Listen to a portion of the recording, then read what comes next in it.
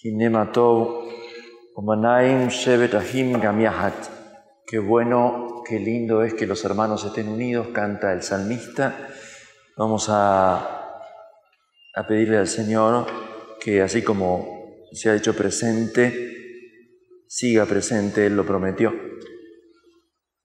Me invitaron y por eso vine, igual que todos ustedes.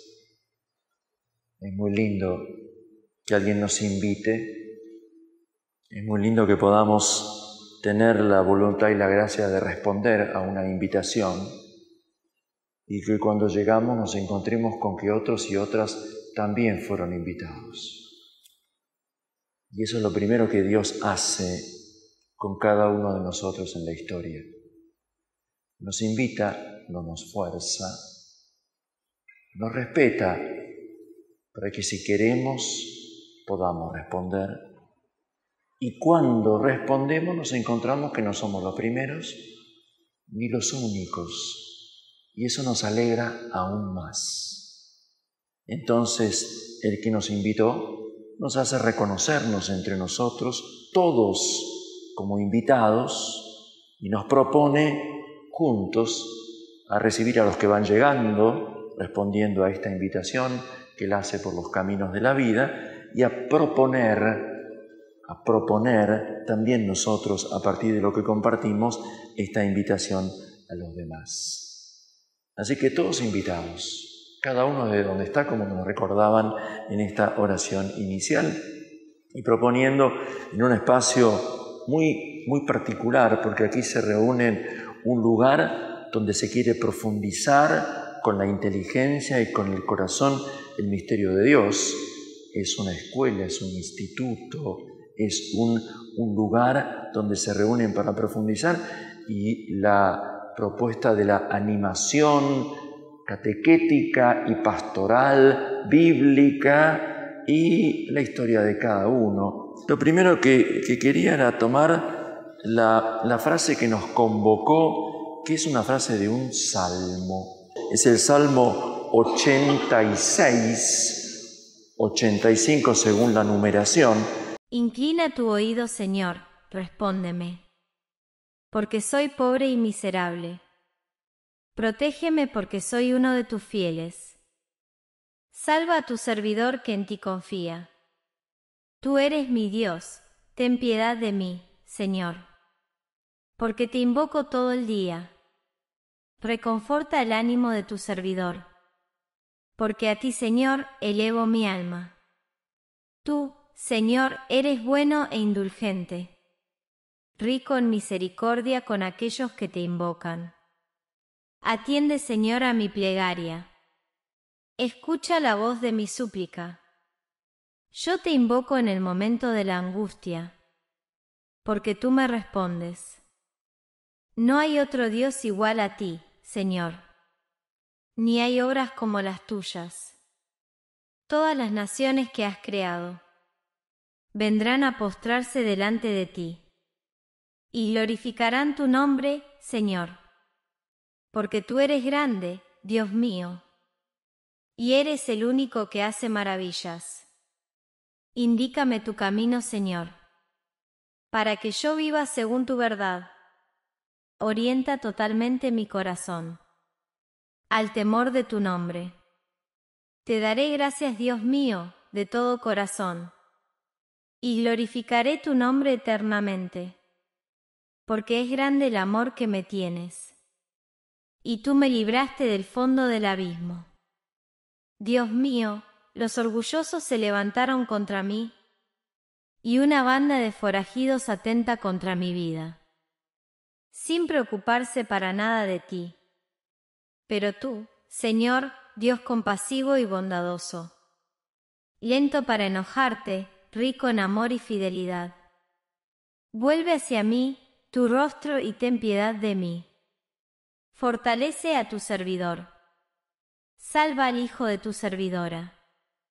Dame una prueba de tu bondad, para que mis adversarios queden confundidos. Al ver que tú, Señor, eres mi ayuda y mi consuelo. Es una experiencia muy, muy personalizada. Dios mío, tú eres mi Dios, tú me rescatarás. Aquí hay una vivencia que el orante tiene a partir de su intimidad con Dios. No es una oración simplemente pública, el Señor de todos, cósmica, sino en primer lugar profundamente personal, porque el que ora es un pobre. Y eso es una de las cosas que más me alegró en la convocatoria, el lema que eligieron: el que reza es un pobre. Ten piedad de mí, Señor, porque soy pobre y miserable. Anav es el singular de Anawim. Tienen que haber oído hablar de los Anawim, los pobres del Señor. El que reza es uno de ellos. Y Evión es alguien que carece, alguien muy limitado, de quien muchas veces otros se burlan, oprimen. Este hombre que se siente pobre, limitado, aplastado por otros, tiene a alguien a quien llama mi Dios, mi Señor. Y desde esa experiencia reza. ¿Y qué le dice al Señor? Pues le dice que como es bueno, el Señor se muestre bueno para con él.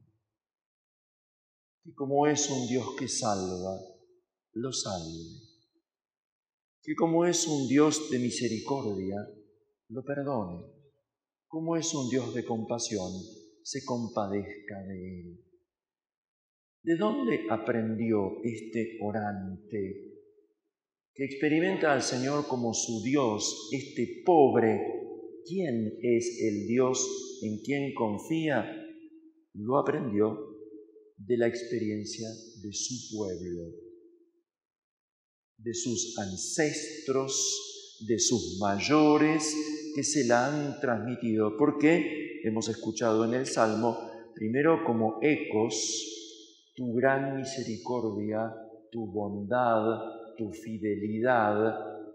Palabras son Gesed. Perdonen, tengo que decir algunas de estas palabras raras para que se justifique la plata que han invertido en mi formación y para que ustedes sepan que vale la pena aprender algunas palabras casi antes de traducirlas, porque cada palabra tiene el eco de siglos y siglos de una historia que ha querido decirse en palabras que siempre se quedan cortas, pero que tienen que resonar. Gesed es una de las palabras más fuertes de la tradición hebrea porque dicen un amor fiel, comprometido, un amor de alianza. Nuestro Dios es rico en amor. Rab Gesed, grande, rico en amor, pero no un amor romántico, puramente ideal, ilusorio, un amor que ha hecho historia, que ha hecho alianza y que bien que le ha costado sostenerse. Gesed, el Salmo repite varias veces: grande es tu amor, tu compasión. Y luego Emet. Emet está en la raíz de el amén, que es la fidelidad en la cual uno se puede apoyar. Se traduce a veces como solidez o verdad. Enséñame, Señor, tu camino para que camine en tu verdad.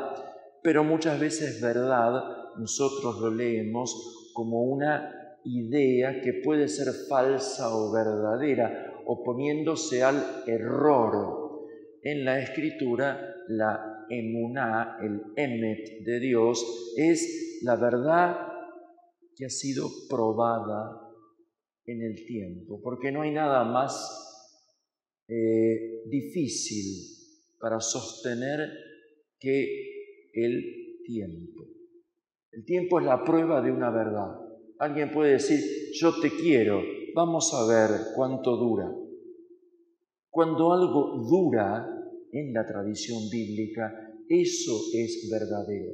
Verdadero es lo que aguanta, lo que resiste, lo que persiste. Eso es lo de Dios. Lo de los hombres va pasando, puede ser de un modo, puede ser de otro, puede tener un color u otro. Va y viene lo nuestro, como hierba del campo que florece por la mañana y se seca por la tarde. En cambio, la palabra del Señor permanece.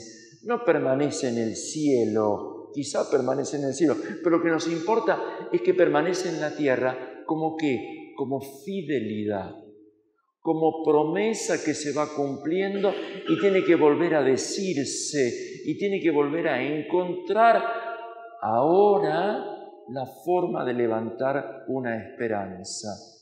El amor fiel, Gesed, el amor que ha resistido la historia y se ha hecho fidelidad, verdad, Emet, Emuná, están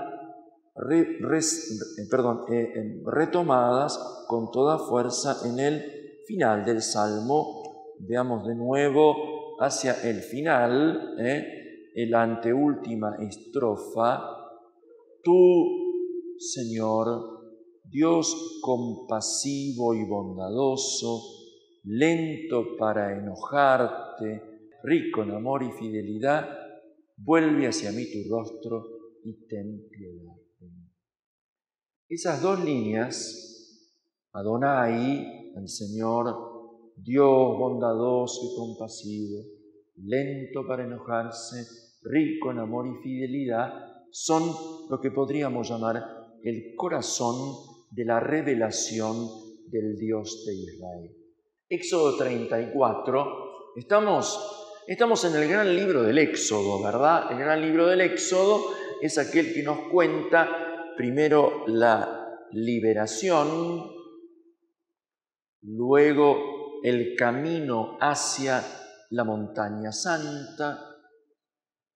Llegamos a la montaña santa, el Horeb, Sinaí, estamos en el capítulo 19 y ahí tenemos la gran manifestación de Dios y la propuesta de una alianza.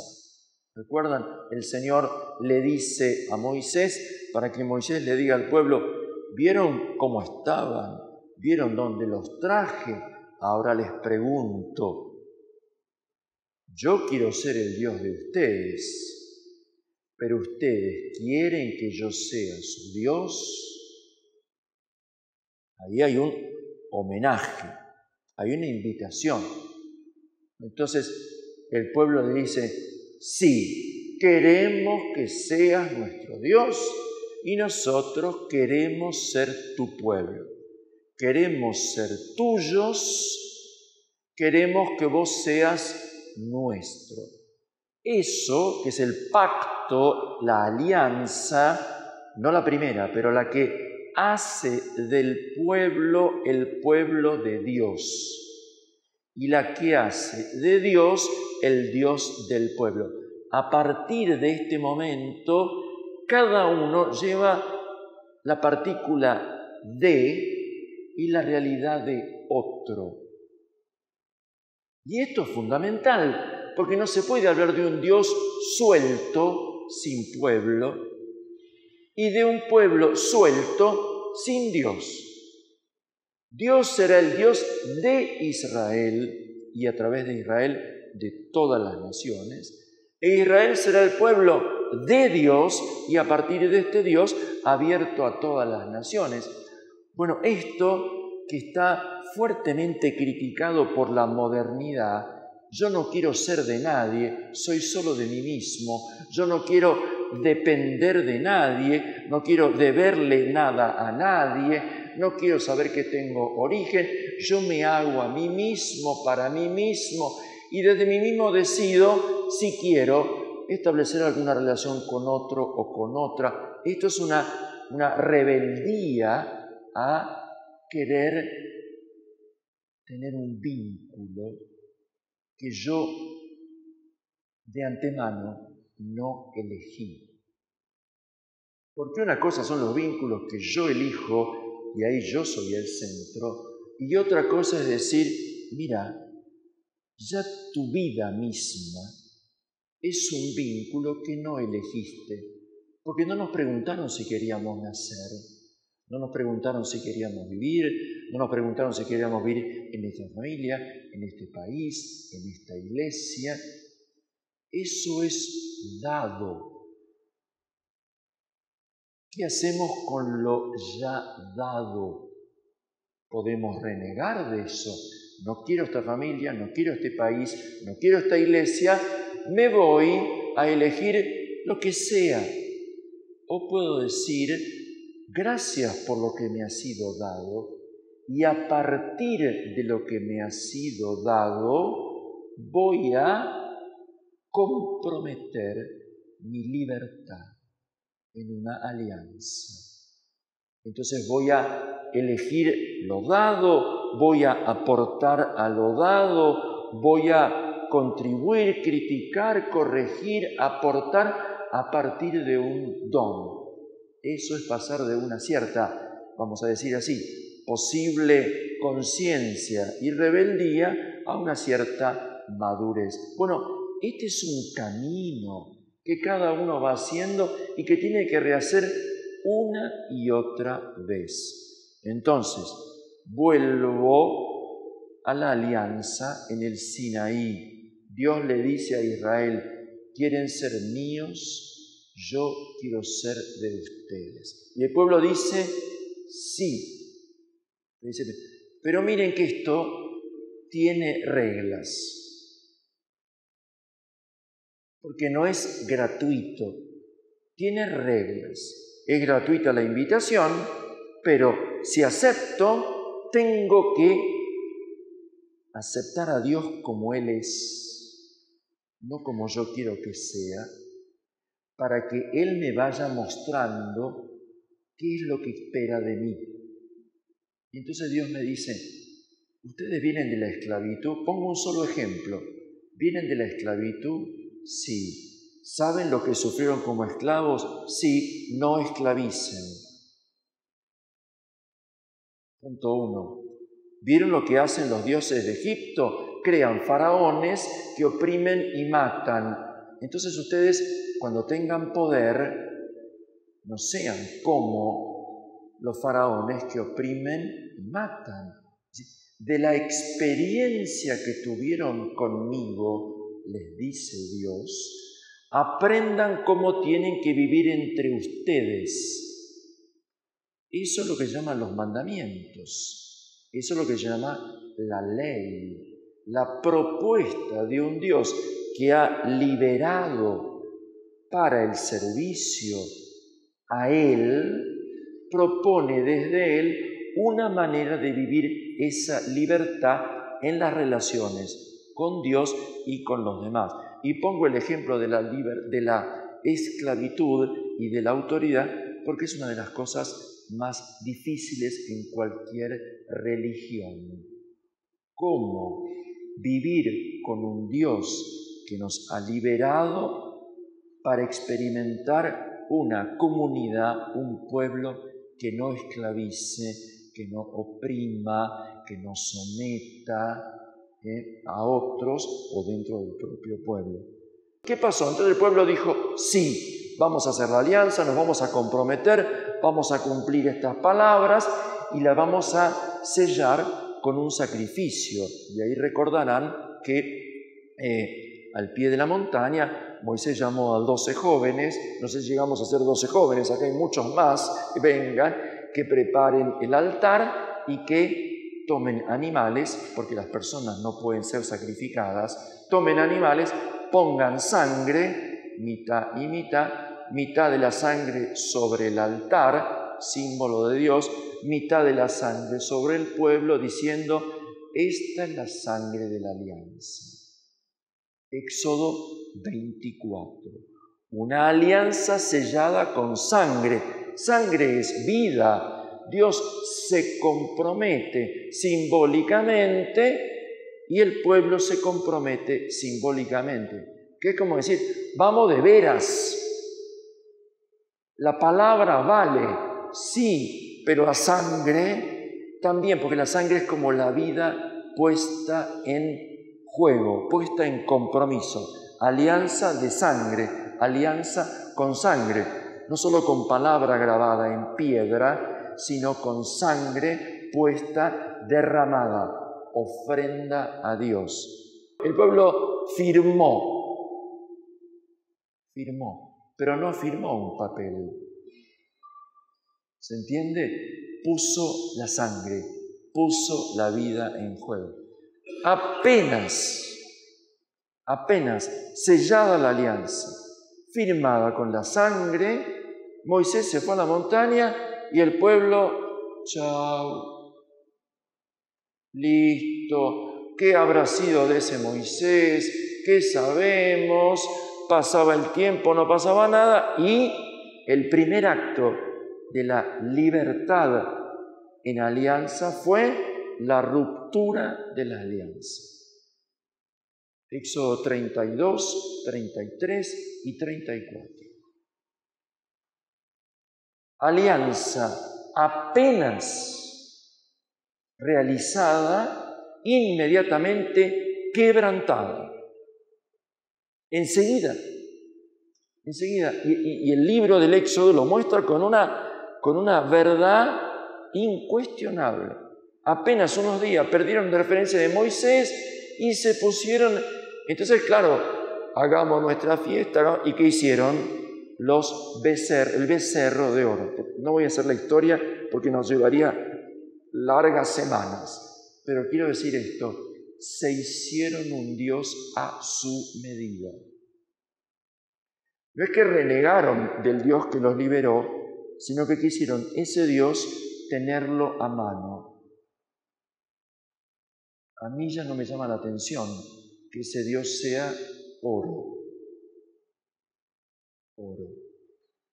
Endiosar al oro. Y que tenga la forma de un ternero, de un toro, que es poder, fuerza.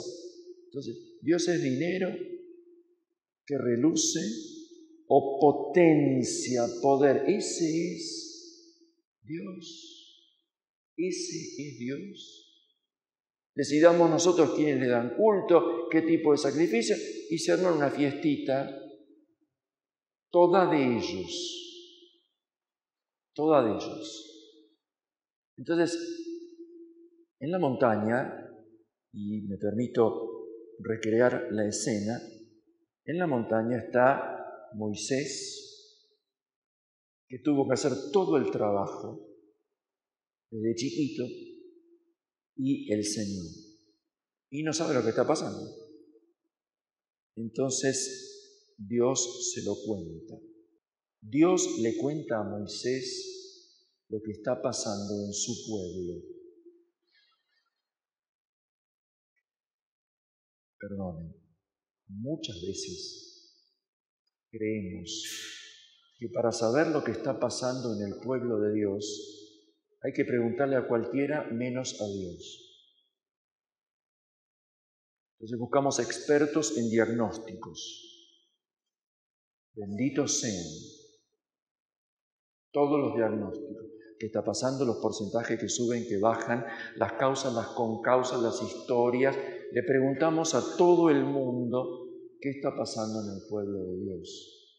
Le preguntamos a Dios, porque en la historia bíblica el pueblo es de Dios. Y el que sabe profundamente lo que está pasando en el pueblo de Dios es Dios. Es su pueblo. Somos su pueblo y ovejas de su rebaño. Entonces, parecería bastante más coherente preguntarle a Dios: Señor, ¿qué está pasando con tu pueblo? ¿Qué está pasando con nosotros? Y cuando uno se anima a correrse un poquitito del tumulto de opiniones y hacerse un ratito de montaña a solas con Dios, Dios está esperando que alguien venga para hablar con Él y compartirle lo que Él siente por su pueblo, que somos nosotros. Es así, esto es así. Entonces va Moisés y Dios le dice: mirá lo que está pasando. Entonces dice, ¿sabes lo que está pasando con tu pueblo? Y Moisés no sabe porque no está. Entonces le dice, es un tironeo precioso, ¿no? Le dice, mira, este pueblo me traicionó. Le dice Dios, ¿no? Me traicionó. Se hicieron un becerro, están haciendo una fiesta, como dicen, casi como renegando de la historia.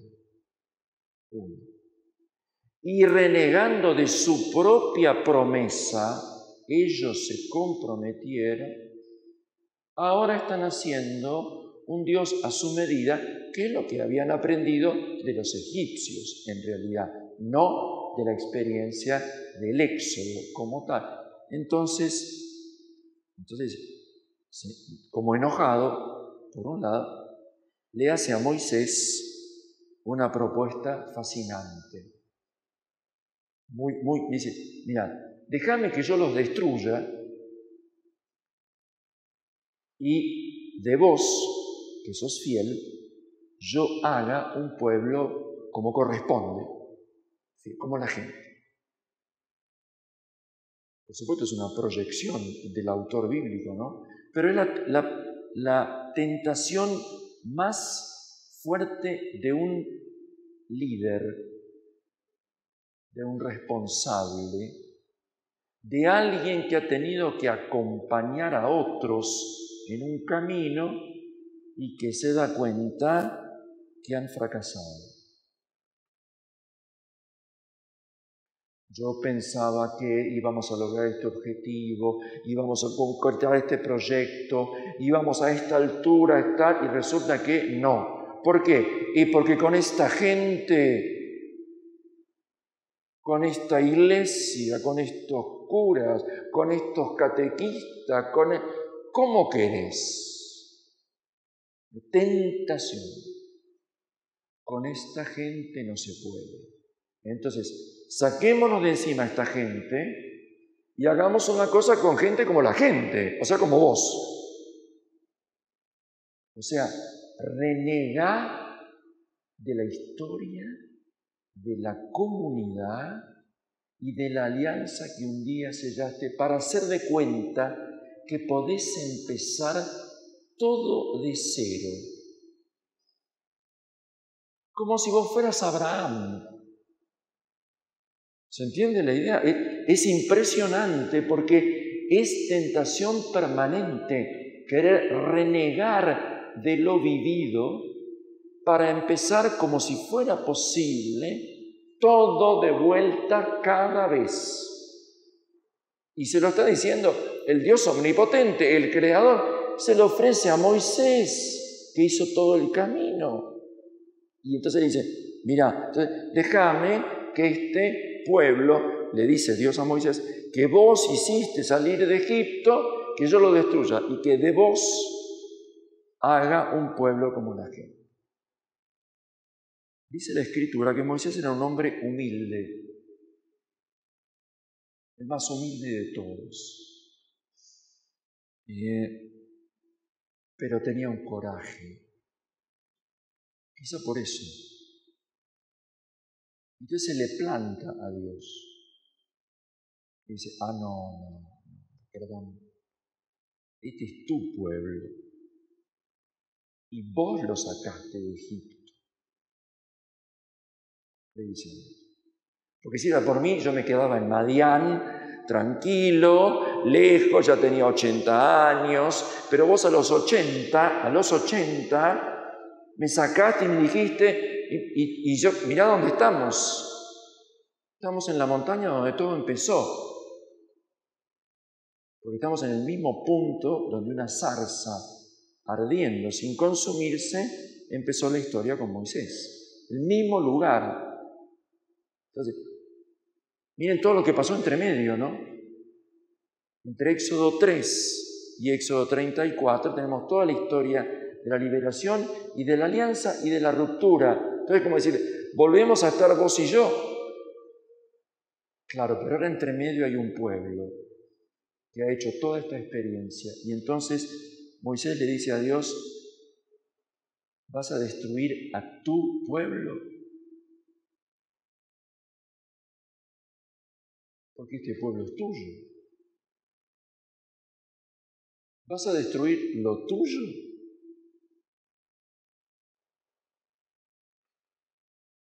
Porque si es así, le dice Moisés, me vas a tener que destruir a mí también. Porque yo soy parte de este pueblo. Moisés le pone ante Dios la fidelidad que Dios mismo prometió y le pone la amistad que él tiene con Dios. Las dos cosas pone frente a Dios. La fidelidad de Dios con su pueblo, vos lo sacaste de Egipto, este es tu pueblo, ¿vas a destruir lo tuyo? Y segundo, entonces me vas a tener que destruir a mí también, porque yo soy parte de este pueblo. Se juega el cara a cara con Dios por un pueblo traidor, por un pueblo rebelde, por un pueblo que no fue capaz de mantener la mínima fidelidad. Moisés se juega por ellos ante Dios. Y entonces Dios le dice, vos vas a ver ahora quién soy yo. Entonces Moisés le pide, déjame ver tu gloria, y Dios le dice, no, lo lamento, pero no vas a poder verme porque si te morís. Entonces yo voy a pasar, y vas a poder ver mi espalda. ¿Se acuerdan el texto? Ver la espalda es ver lo que queda cuando Dios pasó. Son como los trazos de su paso. No el rostro de frente, no se puede. Dios siempre pasa adelante. Y nosotros vamos reconociendo trazos. Por aquí pasó por estos sotos, mil gracias en amores derramando, decía San Juan de la Cruz, ¿no? Uno ve trazos, por aquí habrá pasado, lo voy buscando por aquí, por allá. Bueno, entonces dice, yo te voy a poner aquí y voy a pasar. Y cuando pasa, Dios pronuncia su nombre. El nombre, que no lo podemos pronunciar, no saben, nosotros decimos el Señor, le había sido revelado a Moisés en esa zarza, en el capítulo 3. ¿Se acuerdan? Cuando me pregunten los israelitas, entonces ahí estaba solo el nombre. Y del nombre de Dios habían conocido el poder que los libera. Ahora Dios completa su CV, su documento de identidad. Éxodo 34:6. El Señor pasó delante de él y exclamó: El Señor es un Dios compasivo y bondadoso, lento para enojarse y pródigo en amor y fidelidad. Él mantiene su amor a lo largo de 1000 generaciones y perdona la culpa, la rebeldía y el pecado. Sin embargo, no los deja impune, sino que castiga la culpa de los padres en los hijos y en los nietos hasta la 3ª y 4ª generación. Moisés cayó de rodillas y se postró diciendo: Si realmente me has brindado tu amistad, dígnate, Señor, ir en medio de nosotros. Entonces el Señor pasó y completó su presentación, la automanifestación, la autorrevelación de Dios, diciendo que Dios no es simplemente un Dios de poder, que podría ser la idea a partir de la experiencia de liberación, porque si solo fuera un Dios de poder, ahora tendría que destruir a su propio pueblo, como mostró su poder contra los egipcios. Entonces, este Dios de poder se manifiesta como el Dios de la misericordia. Bondadoso y compasivo, lento para enojarse, rico en amor y fidelidad. Es una preciosa, ¿no? Es como una especie de credo. ¿No? Los israelitas podrían decir, creo en un Dios que tiene un nombre, por lo tanto es alguien, no algo. Y en ese nombre misterioso que no puedo pronunciar, hay una historia que tiene en cuenta la rebeldía, la ruptura, el pecado, el mal, pero superados por la bondad, la misericordia, la paciencia, lento para el enojo, la compasión. En el nombre de Dios está incluida esta ruptura primera del pecado, de la rebeldía. Entonces, Moisés en la escena preciosa dice, si vos sos así, nos tenés que bancar a nosotros como somos. Y entonces, dígnate caminar en medio de tu pueblo. Porque hasta el Sinaí, Dios había caminado con la nube, ¿se acuerdan? La nube, entonces ahí, pero eran signos nada más. Entonces ahora, rota la alianza, ¿qué va a pasar? Le dice, dígnate caminar en medio de tu pueblo. La historia va a continuar, Dios le va a decir, muy bien, hágame un santuario portátil, y a partir de allí empezamos la marcha larga por el desierto, difícil, eso será para otro momento, pero yo quería rescatar esto. Si Israel puede salir del Sinaí y ponerse en marcha, llevando las tablas de la alianza, va a recordar siempre, esto me lo recuerda cada vez un rabino que yo conozco bastante, con el cual trabajamos juntos, que no son las originales, porque las originales las rompió Moisés cuando bajó de aquel encuentro de la montaña y vio lo que el pueblo había hecho. Las estrelló, las hizo polvo el becerro, se los hizo comer. Entonces se quedaron sin becerro y se quedaron sin mandamientos, entonces se quedaron sin nada. Entonces le dijeron a Moisés, Moisés dice, voy a subir a la montaña, y Dios le hizo las segundas tablas. ¿Qué dice el texto? Que son igual que las primeras, pero nunca las sabremos. La ley es para los pecadores,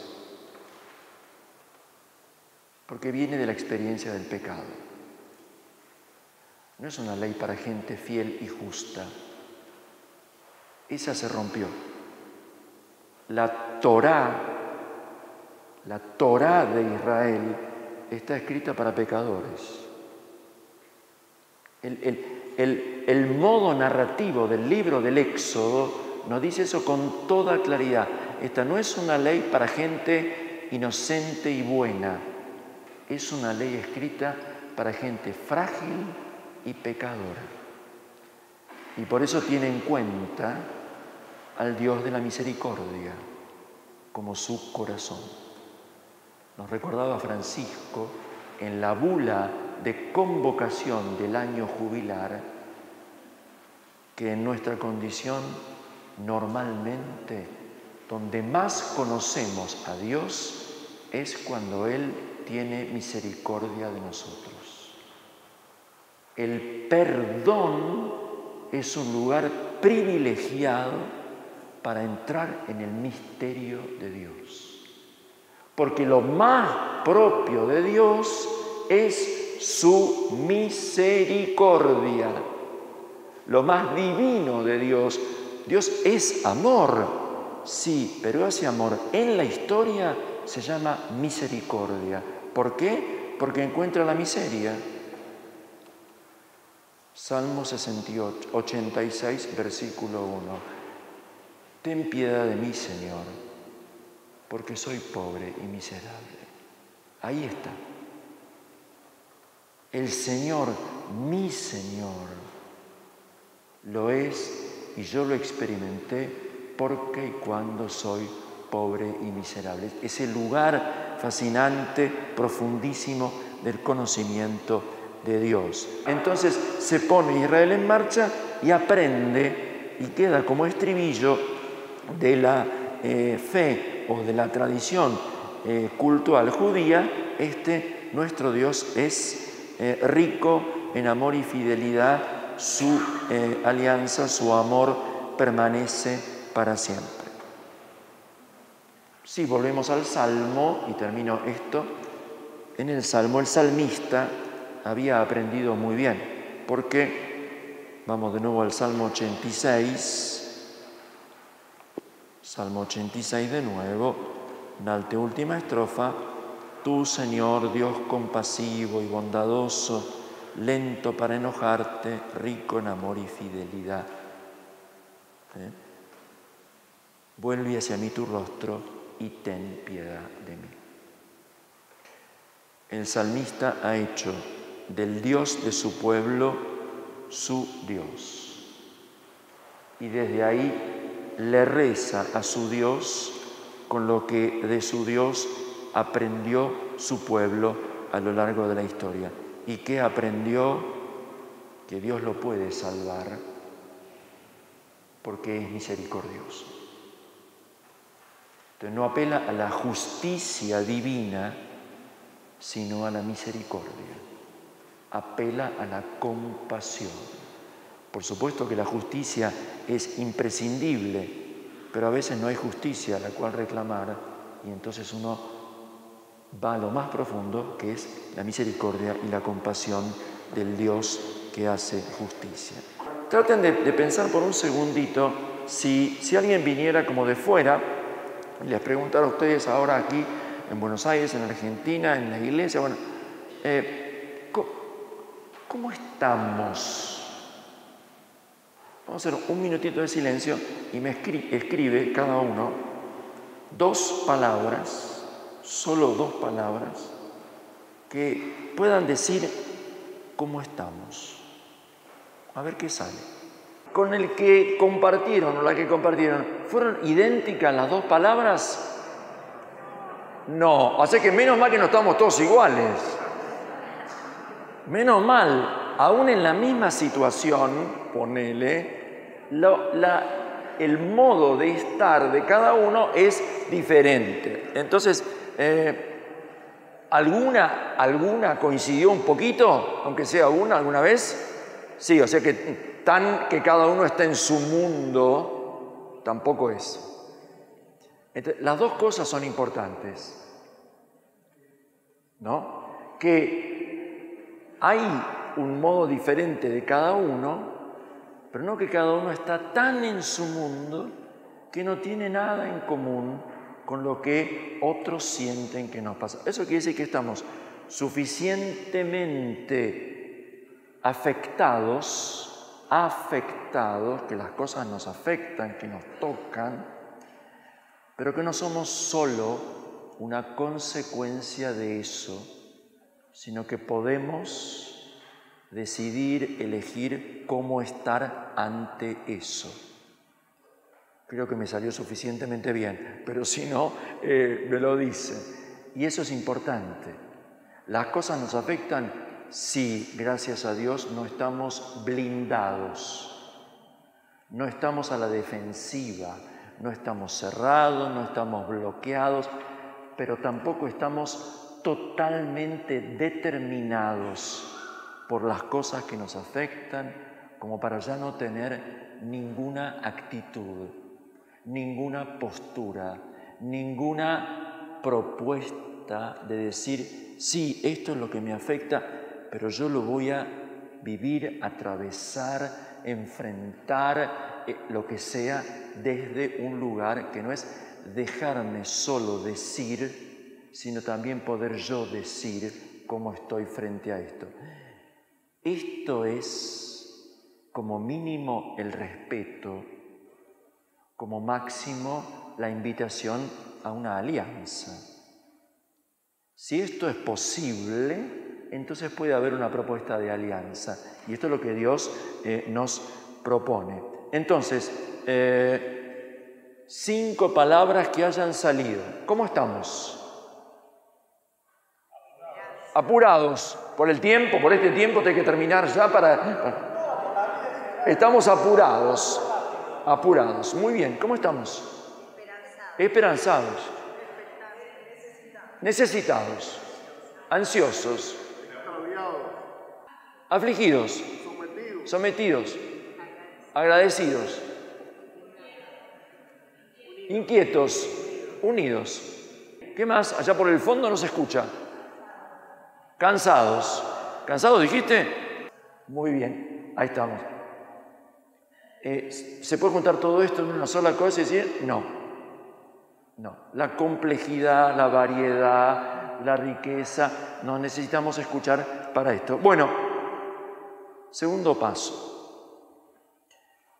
Desde lo que cada uno pudo escuchar y eventualmente compartir, ahora vamos a tratar de buscar en la memoria alguna escena, algún momento bíblico del Antiguo Testamento preferentemente, donde uno puede decir, a mí me parece, yo siento que estamos como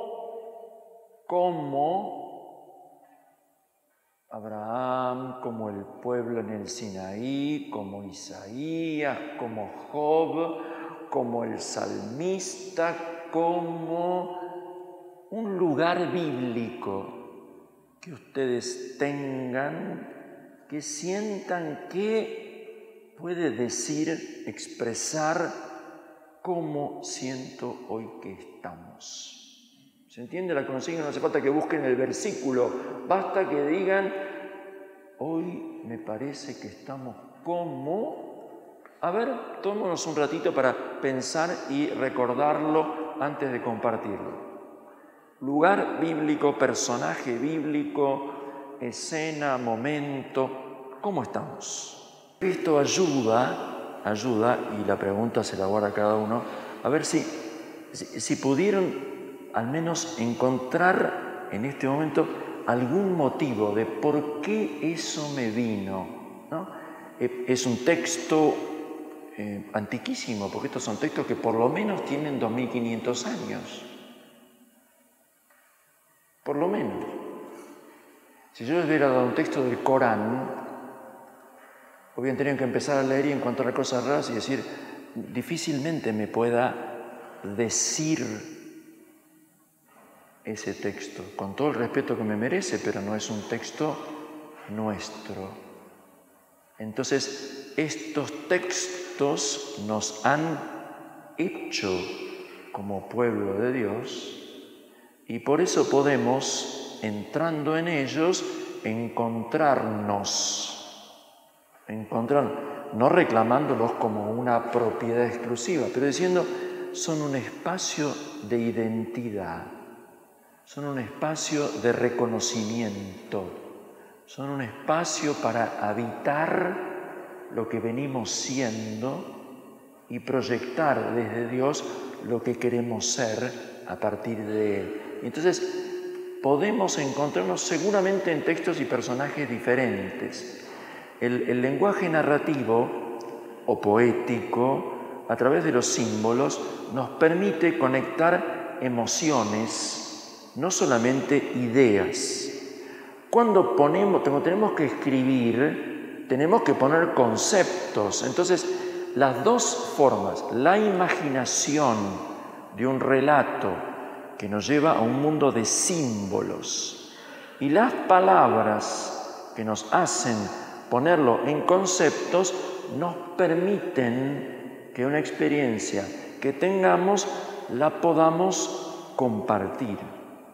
Entonces ahora vamos a tomarnos unos minutos y con todo el cuidado y el respeto que merece, quien quiera pueda compartir con quien tenga cerquita. A mí me vino, no me parece, no se me ocurrió, sino que me vino que hoy podemos ser como, entonces cuentan la escena y por qué y lo que escribimos.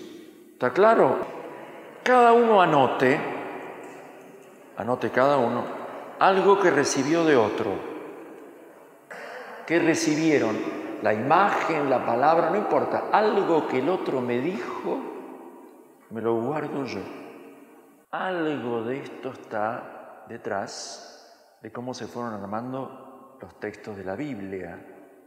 No es que uno inspirado con todo lo que vivió y nada más, sino que tuvo que escuchar y acordarse y ponerlo, y hay voces múltiples que van compartiendo experiencias múltiples, y eso hace que la Biblia tenga una riqueza tan grande que no sea el relato de uno o de una que se quiere imponer a todos, sino que cada uno puede.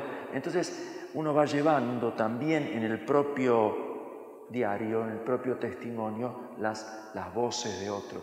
¿Habría que seguirle esta historia devolviéndosela al que la contó? No, hay que ofrecérsela a uno que viene después y me pregunte, ¿y cómo estuvo? Mira, uno dijo esto, otro dijo esto, otro dijo esto. Si querés te lo cuento.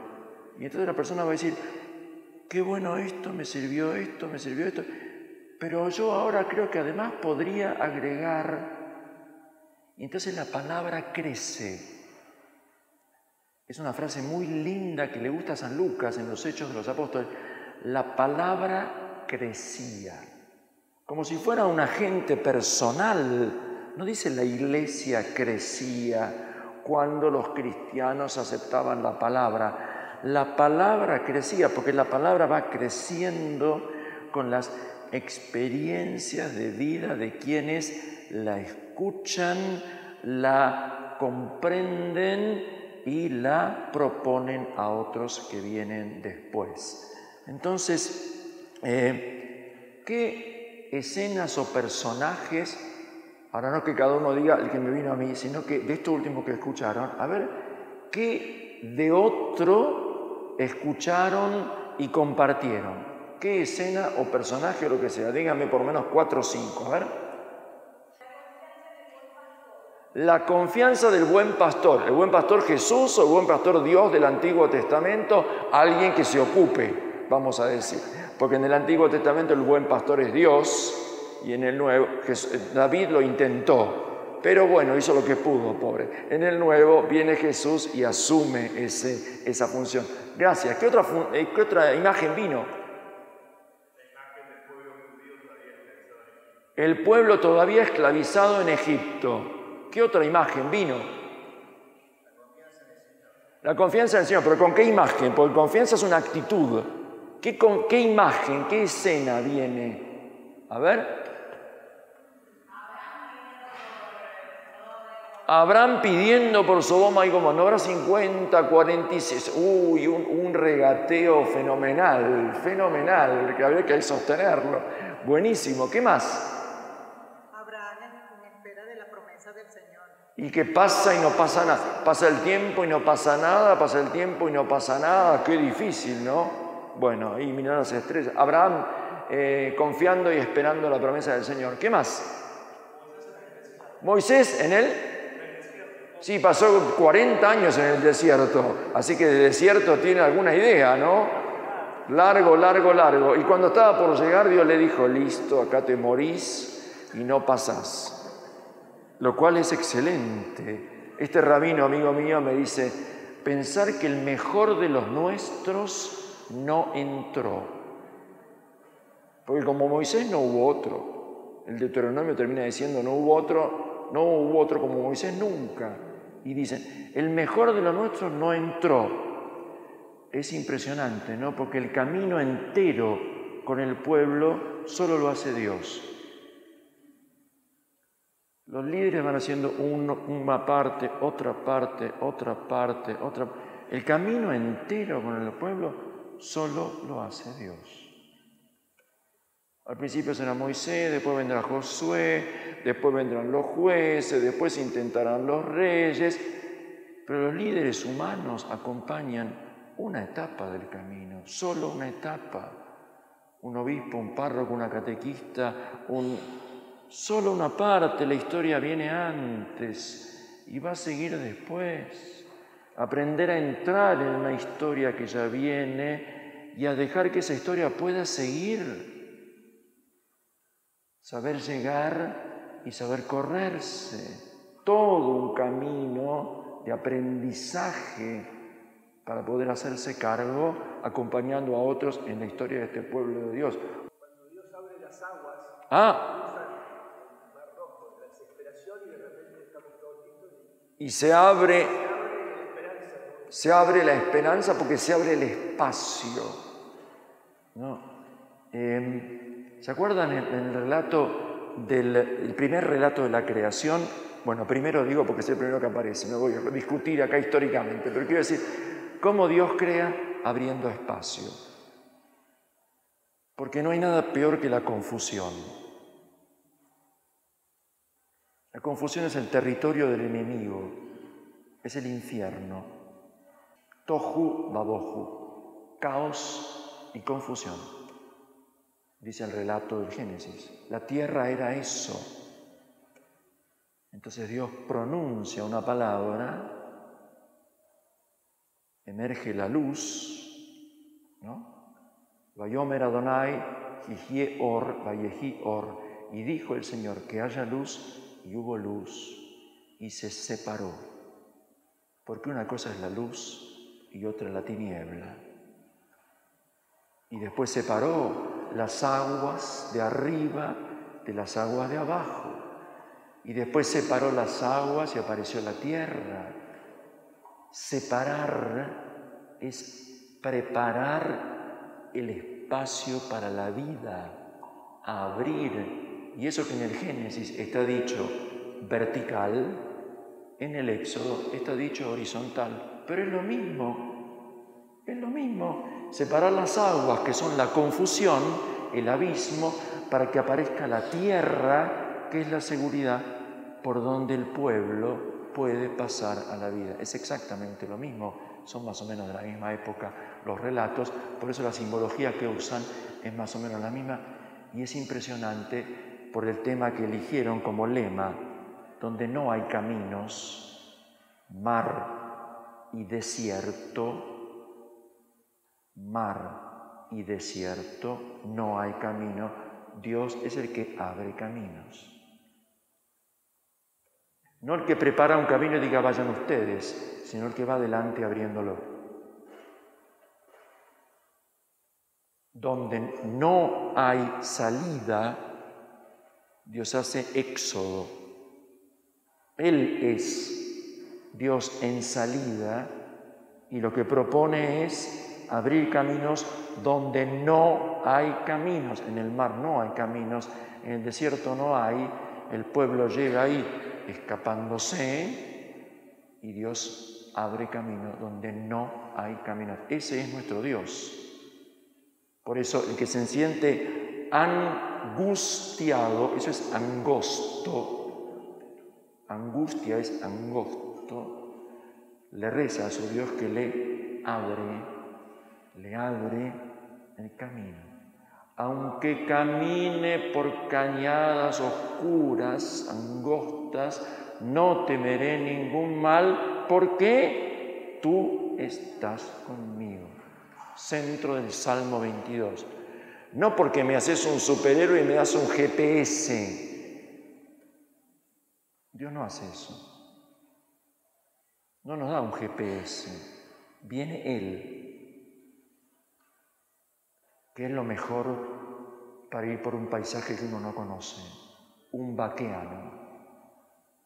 Uno que conozca los caminos y que me diga, mira, hay que ir por acá. No, pero el GPS dice, no, hay que ir por acá. Ese es nuestro Dios, no el que te da un GPS, como si el camino ya estuviera hecho, porque no está hecho, sino el que viene a abrirte camino para que con Él vos lo puedas hacer. ¿Se acuerdan? Caminante no hay caminos. Bueno, eso es lo que Dios propone de modo poético el poeta y de modo fuertemente confiado el orante en Israel. Bueno, todo esto ha salido y muchas más, me imagino, una o dos más. Escena fuerte, sí.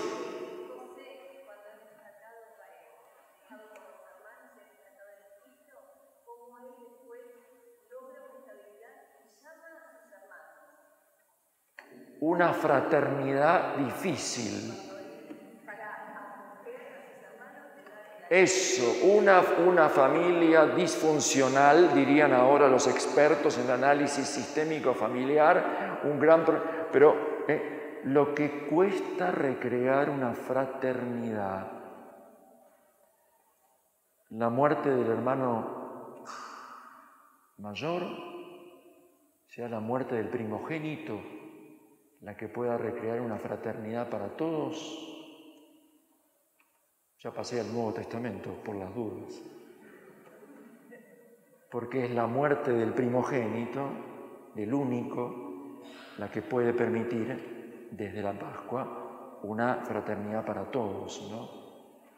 La sangre de Abel clama desde la tierra pidiendo justicia por todas las sangres derramadas. Pero la sangre de Jesús clama perdón, misericordia por todas las sangres derramadas. ¿Cuál sangre clama más fuerte? Bueno, la sangre de la alianza, la del Sinaí o la de Jesús. Una historia de sangre que sigue siendo derramada tristísimamente entre quienes, llamados a ser hermanos, nos seguimos muchas veces matando por cosas que no construyen absolutamente nada, ¿no? Bueno, sí, gracias por la historia de José, que nos dice qué difícil recrear los vínculos familiares, la metáfora y el teologúmeno. Quiero hacer un paso hacia el Nuevo Testamento. Del Antiguo ya algo hemos compartido y me parece que ayuda. En el Nuevo Testamento, la metáfora del camino, el salmista decía, muéstrame, Señor, tu camino para que camine en tu fidelidad. Esa oración del salmista se le propone desde Jesús a quienes Él invita. Jesús aparece en este pueblo que estaba no muy diferente de como estamos nosotros ahora. Cansado, desilusionado, algunos mantenían una esperanza, otros no, era muy distinto. Los testimonios lo muestran con toda claridad. Y en medio de ese pueblo viene Jesús y les dice, bueno, Dios va a cumplir su promesa porque el reino de Dios se ha acercado. Este es el tiempo en el cual Dios va a intervenir para cambiar la realidad de su pueblo. Las profecías estaban escritas desde hacía siglos, pero mucha gente ya no esperaba nada porque había pasado demasiado tiempo. Algunos todavía mantenían algunas esperanzas, unos esperaban un rey, otros un sacerdote como la gente, un rey como la gente, un sacerdote como la gente, un profeta, un sabio. Viene Jesús, que lo que propone es, desde su experiencia, una confianza radical, total, en la misericordia de Dios, en un Dios que es Padre. Abba lo llamaba él provocativamente, porque así no se le rezaba a Dios. Abba, papá, tata, viejo, ¿cómo le dicen? La ternura y el respeto más grande a su padre, depende. Bueno, Abba, le decía Jesús, e invitaba a todos a que de verdad se abrieran a esa confianza en Dios. Y él creía que eso alcanzaba. Entonces no había que volver atrás a intentar hacer de vuelta bien lo que uno había hecho mal. Porque a eso llamaban algunos conversión, volver para atrás. Me desvié, me extravié, entonces tengo que darme vuelta, volver, desandar lo andado para empezar de nuevo bien, porque como ahora aprendí, como tengo que hacerla, creyendo que puedo, desandar lo andado. No se puede desandar lo andado. Lo que pasó, pasó. ¿Verdad? Es así. Entonces, volver a intentar, redoblando las fuerzas, habiendo creído que lo que entendí me va a ayudar a hacerlo bien, pone el centro en nosotros, no en Dios, y en la ilusión. La ilusión. La provocación más grande que Jesús ofrece es: crean en que Dios está viniendo. no que se quedó atrás esperando que ustedes vuelvan a Él. Textos proféticos y otros decían, vuelvan. Vuelvan es retroceder. Eso se llama nostalgia, dolor del pasado, perdido. Haya sido lo que haya sido, para algunos fue una gloria, para otros fue una catástrofe, pero existe esa tentación, ¿no? Jesús dice, Dios está acercándose y trae su reino.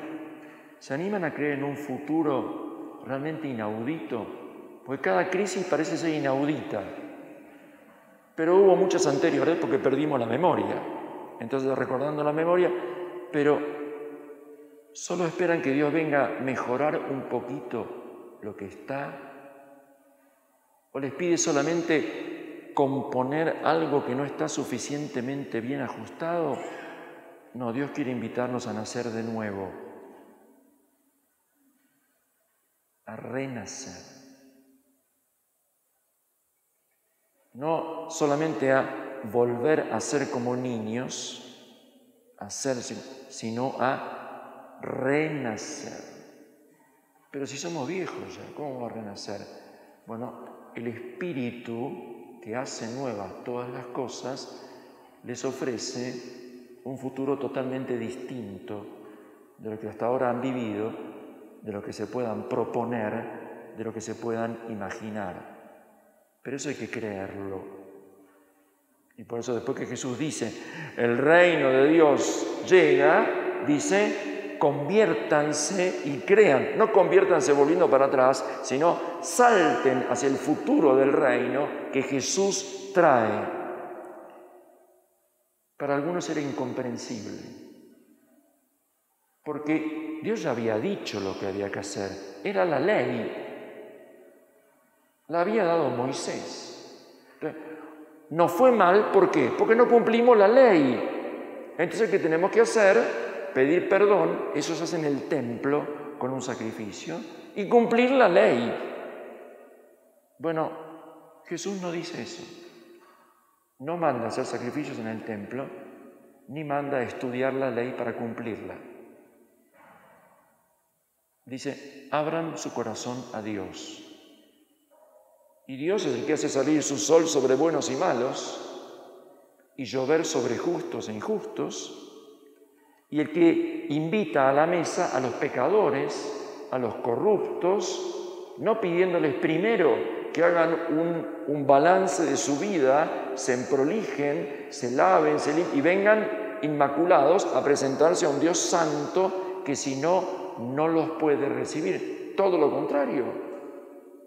Va a buscar a los perdidos, a los que nadie invita, y sin pedirles nada, les ofrece todo. Sin pedirles nada, les ofrece todo. Y ahí, perdonen, ¿no? Ya tengo que estar terminando. Ahí uno o se desarma de una vez o se retira. Porque ante alguien que te ofrece todo, no te deja con mucha alternativa. ¿Sí? No, yo no quiero recibir. No, negociemos, como decía Mendieta, el perro de Don Inodoro, ¿se acuerdan? Bueno, negociemos. Yo no te pido todo, no señor, no me des todo. Dame un poquito de salud, un poquito de vida, un poquito de felicidad, un poquito. Entonces, negociemos el reino por lo que yo necesito y pienso que me alcanza. Para mi familia también. Entonces, a mi medida, negociemos. Dios dice, yo no negocio el reino. Yo no te voy a dar una parte del don de Dios, un pedacito de espíritu, un poquito de paz. No. Jesús no negocia el reino de Dios, porque sabe que hay cosas, las más importantes, que no se negocian, que ni se compran, ni se venden, ni se merecen, ni se conquistan, que son gracia pura de Dios. Y que si uno se abre de veras a recibir ese amor y esa gracia, uno renace. Uno empieza a vivir desde otro lugar. Esto lo entiende gente que ha tenido enfermedades gravísimas a punto de morir, accidentes. Dice, Dios me dio una vida nueva y puedo ahora, desde esto que pareció una desgracia, abrirme a vivir de otra forma. Entonces, esto es lo que Jesús propone como reino de Dios. Claro, te van a matar si propones eso. Porque los guardianes de la ley y los guardianes del templo y los guardianes de todo lo que se compra y se vende, llámenlo cierta forma de interpretar la religión judía, llámenlo imperio romano, llámenlo arrogancia de los sabios, como quieran, van a sentir una provocación a su poder, a su sabiduría, a su tradición, a su modo, que por supuesto tenía su justificación. ¿Se entiende lo que quiero decir? No es que eran malas personas, es que tenían esa formación. Y cuando viene Jesús, entonces muchos dicen, qué maravilla es esto, y entonces se sueltan, se relajan, se abren y empiezan a compartir con los que nunca hubieran compartido. Y hay a casas de gente donde nunca hubieran ido y se alegran por eso. Y se juntan los viejos con los chicos y los hombres con las mujeres y aparece algo realmente nuevo. Y Jesús dice, eso se llama bienaventuranza. Bienaventurados. Eso es lo que Dios quiere. Eso lo va a llevar a la muerte. Lo va a llevar a la muerte. Por traer eso y ponerle el cuerpo a eso y sostener eso, lo van a matar. Por eso. Por quitar todo privilegio en nombre de Dios a cualquiera. A cualquiera. Cada uno y cada una en Israel y luego a todos. Basta que se abra al futuro que Dios le ofrece y nada más. Si eso es verdad, la vida cambia y cambia completamente. No necesito una ley que me recuerde. Tenéis que hacer esto, tenéis que hacer lo otro, porque Dios me dio esa vida nueva. Lo matan. Y entonces es la crisis más grande. Termino con esto. No, vámonos. Y había dos que se iban ese primer día de la semana. Es el texto más célebre al cual hay que volver si queremos hablar del camino. Emaús. ¿No? Hay que volver ahí, lo lamento y me alegro de que si hablamos de muéstrame, Señor, tus caminos, no está solo el camino que llegó a Jerusalén e hizo Jesús, sino también los caminos de los que se van. No solo los caminos de los que llegaron, sino también los caminos de los que se van. Todos esos son caminos del Señor. No solo de los que se quedan y aguantan, sino también de los que se van discutiendo, amargados, tristes. ¿Por qué? Porque, como le dicen al extraño que camina con ellos, nosotros esperábamos. Nosotros habíamos dejado todo, lo habíamos seguido, no lo dicen así, pero están contando la historia, el credo, porque fue un hombre poderoso en obras y palabras. Nosotros, pero, la muerte tiene la última palabra. Mientras hay vida y esperanza, pero muertos ya, algunas mujeres dicen, pero bueno, saben lo que pasa, ¿no? Como son mujeres, se dejaron convencer por ilusiones, y entonces Jesús le dice, necios, no era necesario. Y les vuelve a contar la historia de su pueblo. No la de ellos solos, empezando por Moisés y continuando por todos los profetas.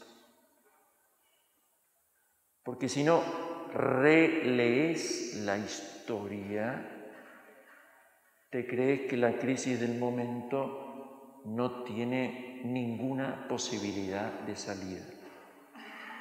Entonces en el camino Jesús les vuelve a contar la historia.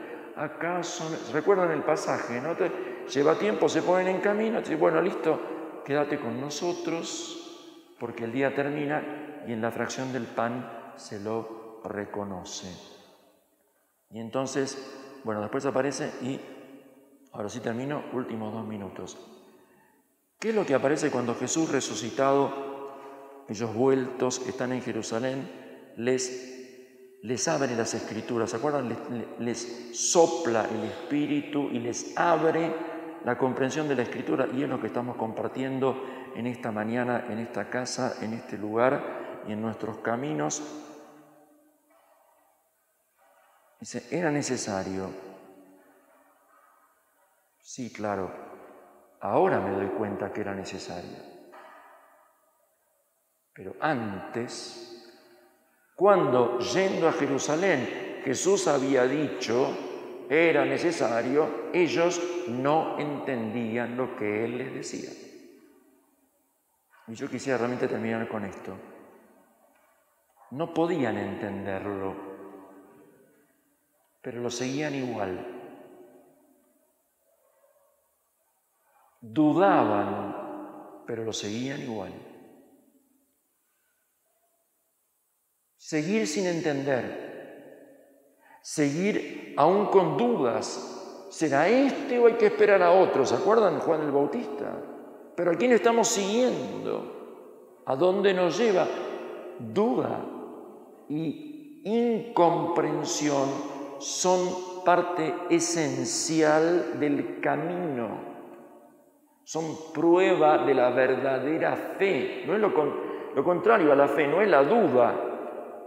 Es la desconfianza. La duda es parte de la fe. Sin duda no hay fe auténtica. Así que sería una especie de fundamentalismo. La duda, el no entender, acompaña. María no entiende lo que le dice su hijo de 12 años. ¿Por qué me buscaban? ¿No saben que debo ocuparme de las cosas de mi padre? Ellos no entendían. María no entiende. María no entendía lo que su hijo le dice a los 12 años. Y siguió, en algún momento entenderá. Es así. Cuando Jesús resucita, y ahora sí termino, lo que les dice es, ven que no podían entender. Entonces, entender que no se podía entender es muy pacificador, porque dice, qué estúpido, ¿cómo no me di cuenta? No podías darte cuenta. Y ese no darte cuenta y haber seguido, ahora decís, era necesario. Entonces, ilusión del camino, ruptura, desilusión y esperanza nueva que me permite releer todo lo anterior y terminar dándole gracias a Dios con testimonio personal, así, listo, hemos visto al Señor, lo hemos reconocido, mientras nos hablaba en el camino, haciéndonos arder el corazón y compartiendo el pan partido en la fracción del pan. Así que muéstrame, Señor, tus caminos para que camine en tu fidelidad. Desde el Salmo del pobre que comienza nuestro camino hasta el pobre hecho camino para nosotros, mostrándonos al Dios del camino y abriéndonos el camino hacia Dios. Muchas gracias.